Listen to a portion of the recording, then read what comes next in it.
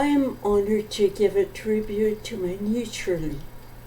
I looked after her as an infant and during various stages whenever her parents came to Medicine Hat for shopping and for appointments.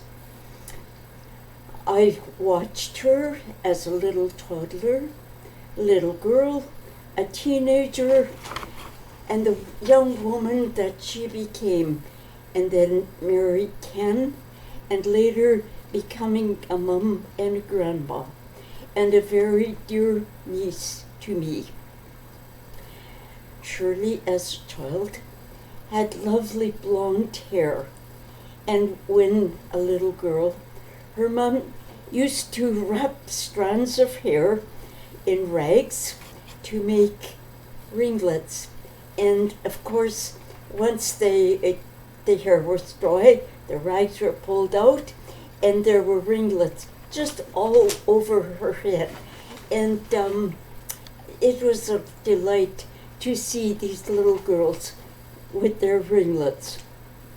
Emma, the mum, had made a chart that she had put on the wall in the kitchen with columns with each of the kids' name beside it, and a list of chores appropriate to their age that they could do.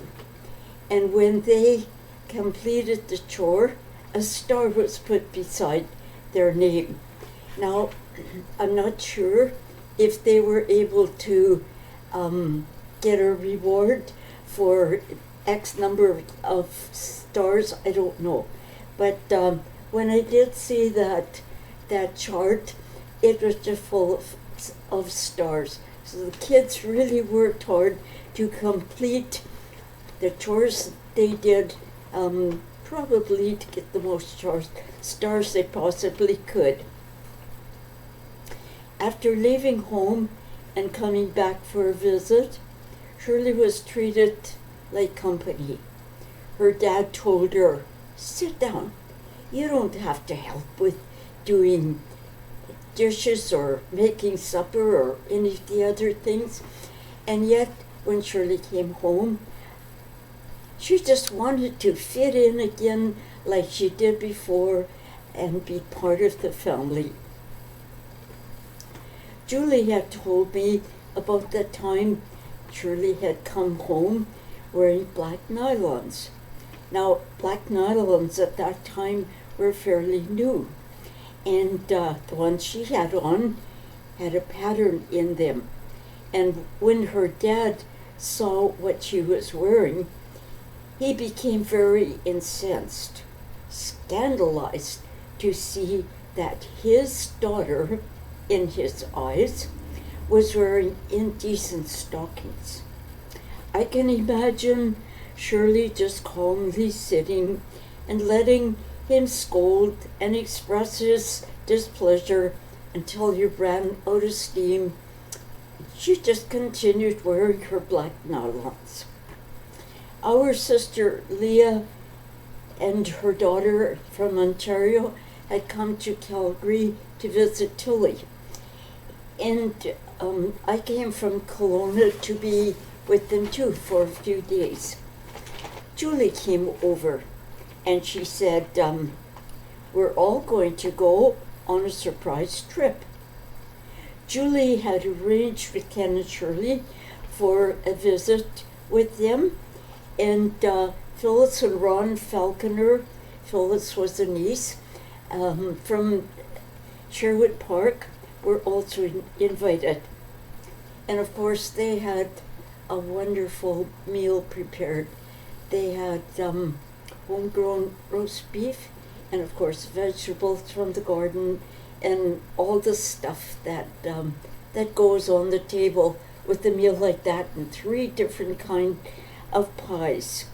But I always remember the fun and the good time we had talking around the table, relating stories, just getting to know each other a little bit more, telling what we've been doing, and And it was just a time of joy and pleasure, and a time that I always will remember as being so very special.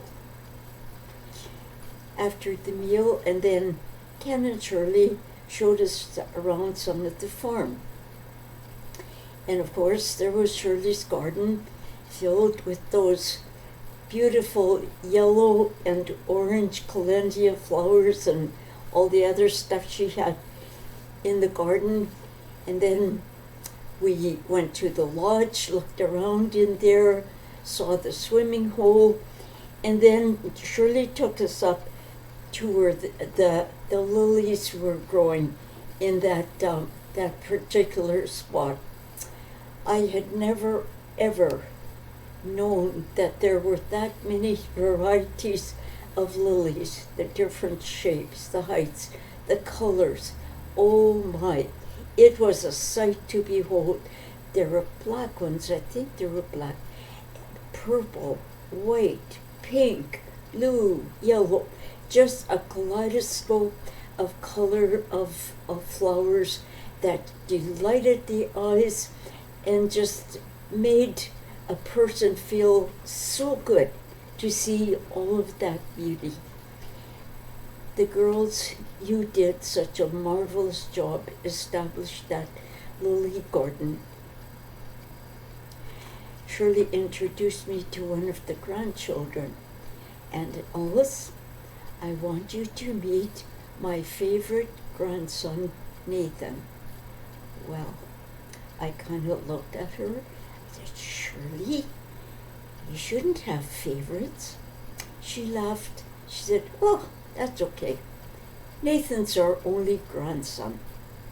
Well, that was quite a while before Jesse and Caleb came along. At that time, too, we met some of the other, but yeah, we actually met all of the grandchildren. The girls were still quite young then, and but we saw the newborn twins. I think they were only a couple of weeks old, and that little 2-year-old that was bouncing and running around. It was a joy to see all these little kids, and the exuberance and enjoyment that they give to us to be able to see this. Shirley was a very kind, gentle, caring person. She was always concerned about others. She was very faithful to keep in touch with me, and when we talked, she was always cheerful, uncomplaining, and as her health declined, she never gave any indication of the pain or struggles that she was going through. Shirley always said how good and helpful Ken and the girls and all the family were to her, and they were always there to help, and how blessed she was that they all lived close by, and they drop in sometimes every day, but just there to see if they could help her or maybe just cheer her up. And she was so grateful and thankful that Kim and Brad lived in the house with them, because Kim took over the household chores that Shirley wasn't able to do anymore. All of us, her family, we as relatives and friends, each one of us has been enriched by Shirley, her attitude, fortitude, love, and faith. I also want to say how much Ken impacted all of us by his kindness and generosity, hospitality, and his character.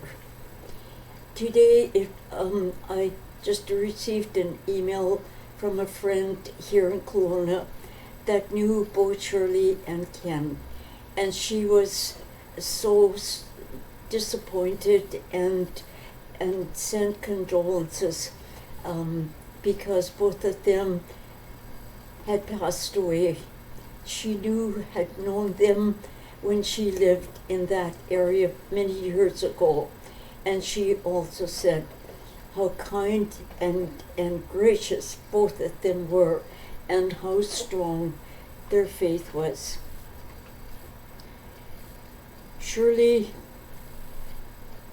was always very dear to me, and I thank the family for giving me the privilege of giving her this tribute. These two bright lights have gone out in such a short time, but they glow in remembering them will always be with me always. Ken and Shirley leave a legacy, especially to their family, how to live with dignity and to respect others, and how to honor God with the commandment, "Thou shalt love the Lord thy God with all thy might and all thy heart, and thy neighbor as yourself." Thank you for letting me share a few moments of my memories and my love for both Shirley and Ken.